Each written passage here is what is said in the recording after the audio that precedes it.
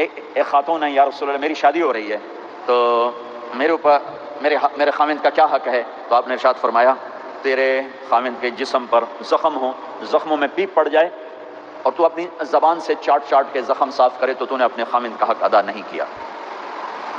खामिंद को समझाया कि सबसे बेहतरीन मुसलमान वो है जो बीवी से अच्छा सलूक करता है, और मेरा सबसे अच्छा सलूक है अपनी बीवियों के साथ। यानी काबा कौसैन औ अदना आपका मकाम है, अल्लाह पाक का दीदार अपनी आंखों से किया हुआ है, और आप हमें मुआशरत सिखा रहे हैं कि एक जिहाद के सफ़र से वापस आ रहे हैं, हम आयशा साथ हैं, तो आपने सहाबा से कहा भाई आगे चले जाओ, वो सारे आगे चले गए। जब सारे नज़रों से गायब हो गए तो आपने कहा, आयशा दौड़ लगाओगी मेरे साथ?